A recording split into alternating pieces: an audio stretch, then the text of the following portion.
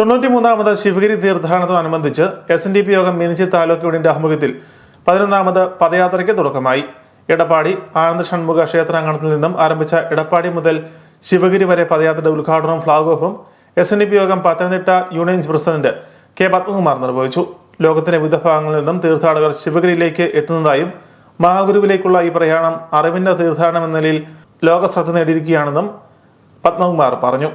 ഏറ്റവും മഹത്തായ കർമ്മമാണ് ഈ ക്ഷേത്രസന്നിധി ഇടപ്പാടി ക്ഷേത്രസന്നിധിയിൽ നിന്നും ഈ പദയാത്ര ആരംഭിക്കുമ്പോൾ നമ്മളെല്ലാം പേരും കൂടി നിർവഹിക്കുന്നത് എന്നുള്ളതിൽ എനിക്ക് അഭിമാനം നൽകുന്നു. കഴിഞ്ഞ എത്രയോ വർഷങ്ങളായി ഇതിന്റെ ഭാഗമായി വളരെ നേരത്തെ തന്നെ ഇവിടെ എത്തുവാനും നിങ്ങളോടൊപ്പം ഈ സന്തോഷകരമായ ഭക്തിനിർഭരമായ പദയാത്രയിൽ പങ്കെടുക്കുവാനും കഴിഞ്ഞിട്ടുള്ളതും ജീവിതത്തിലെ പരമമായ ഒരു ഭാഗ്യമായി ഞാൻ കരുതുന്നു. ഞാൻ Meenachil union chairman Suresh Idikunnel, vice chairman Sajeev Vayala, convener MR Ullas, joint convener Shaji Thalanad, പദയാത്ര ക്യാപ്റ്റൻ CT രാജൻ എന്നിവർ പതാക ഏറ്റുവാങ്ങി.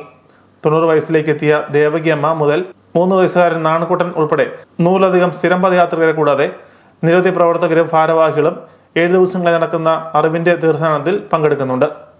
SNDP യോഗത്തിന്റെ വിവിധ യൂണിയനുകളുടെ നേതൃത്വം നടക്കുന്ന പദയാത്രകളിൽ ഏറ്റവും ദൂരം താണ്ടിയെത്തുന്ന പദയാത്ര എന്ന പ്രത്യേകത കൂടി മീനച്ചിൽ യൂണിയന്റെ പദയാത്രയ്ക്കുണ്ട്. യോഗം assistant secretary TP Sundaresan, Shaji Mukulel, Satheesh Mani എന്നിവർ ആശംസകൾ നേർന്നു.